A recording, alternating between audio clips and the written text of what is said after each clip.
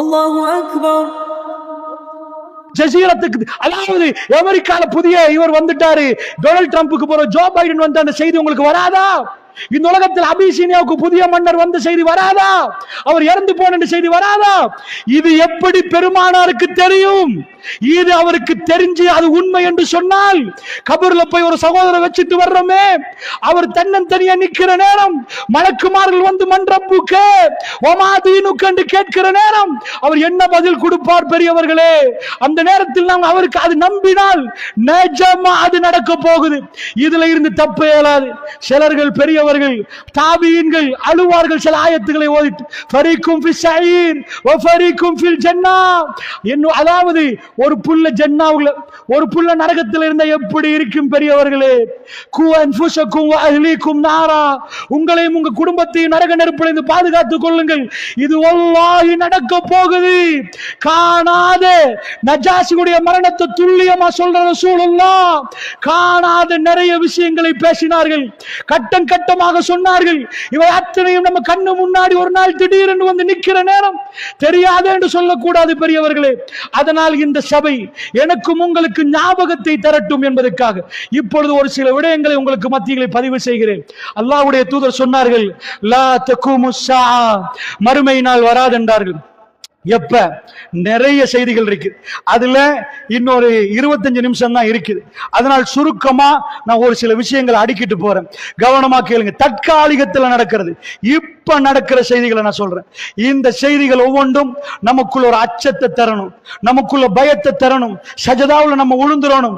அல்லாஹ்வுடைய தூதர் பொய் சொல்ல மாட்டார், அவர் சொன்னதை கண்ணு முன்னாடி பார்க்கிறோம் என்ற விதத்தில் நிறைய செய்திகள் நடக்கிறது.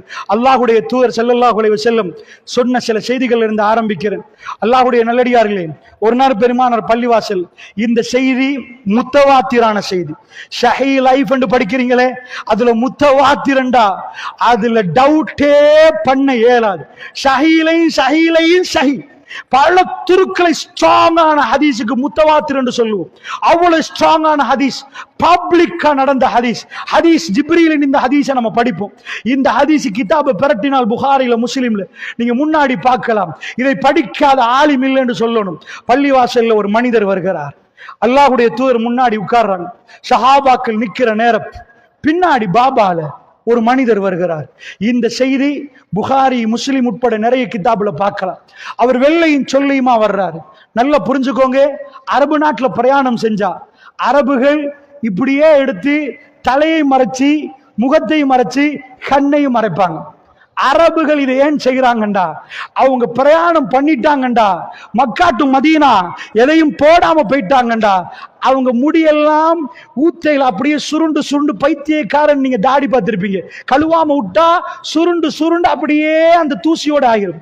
இப்படியே அவங்க முடி தொங்க ஆரம்பிக்கும். அதனால அரபுகள் தன்னை மறைத்துக் கொள்வார்கள். உனக்கு ஒரு ஸ்கார்ஃப் மாதிரி போட்டு தன்னை மறைப்பார்கள். அதனால் பிரயாணம் என்பது அரபு நாட்டில் இன்றைக்கு போய் பிளைட்ல இறங்கினவன அம்மாடின்னு இடுப்பு பிடிக்கிறான். மக்கா டு மதீனா ஏசி கோச்ல போயிட்டு ஏசி பஸ்ல போயிட்டு என்ன கஷ்டம்டா. அந்த காலத்தில் அவங்க எப்படி போவாங்கன்னு நினைச்சு பார்க்கல. மெல்ல மெல்ல பிரயாணம் போய் இப்ப ஏறி மக்கால இன்னும் மதீனால வரலையான்னு ஆஜிகள் கேட்பாங்க. இன்னமே வரலையா? அந்த ஒட்டகை எப்பதான் போய் சேரும்னு நினைச்சா அவங்க பிரயாணம் அப்படி. அதனால் அந்த பிரயாணத்துல அவங்களோட தோற்றமே மாறிடும், முகம் கருக்குளிச்சு போயிடும், ஆடை காட்டி கொடுக்கும், அவங்க உருவம் காட்டி கொடுக்கும். நல்ல ஒரு வாஷ் எடுத்துட்டு வந்தாதான் அவங்கள பார்க்கலாம்.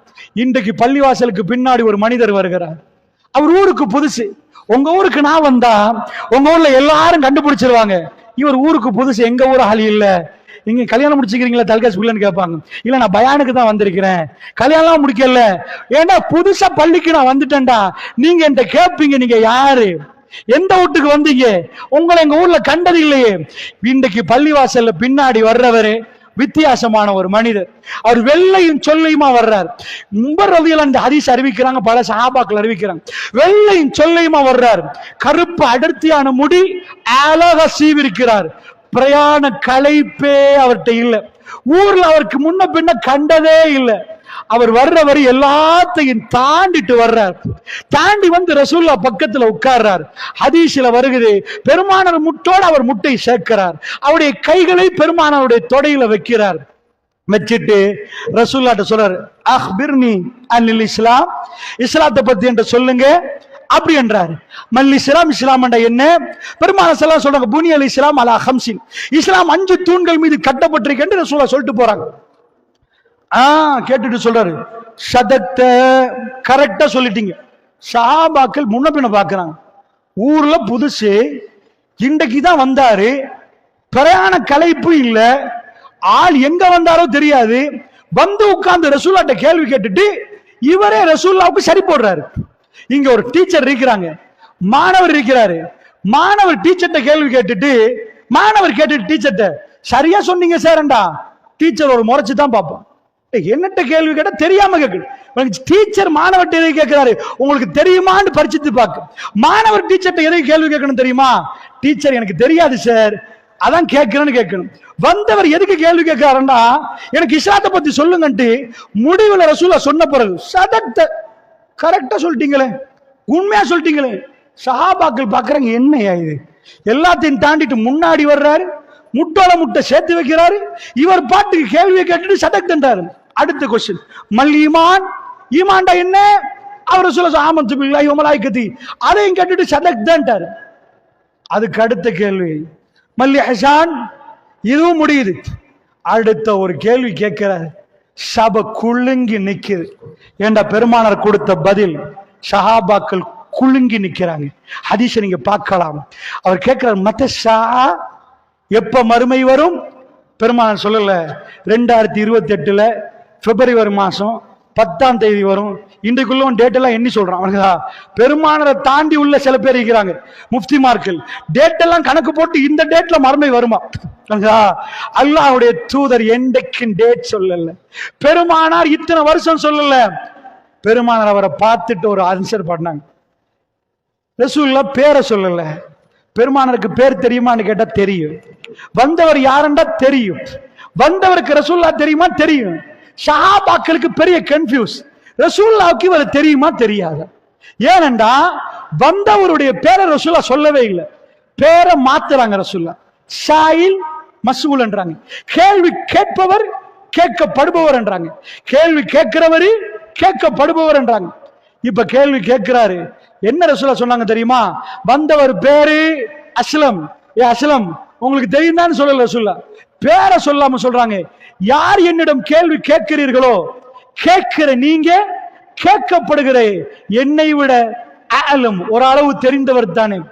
பெருமானார் திட்டமிட்டு ஒன்றை மறைக்கிறார்கள். என்ன மறைக்கிறாங்கண்டா, என் முன்னாடி உள்ளவர் யார் என்பதை ரசூலுல்லாஹ் மறைக்கிறாங்க. அது ஏன்னு நான் சொல்றேன். அது ஏன் நான் சொல்றேன், பெருமானார் எப்படி சொன்னாங்கண்டா,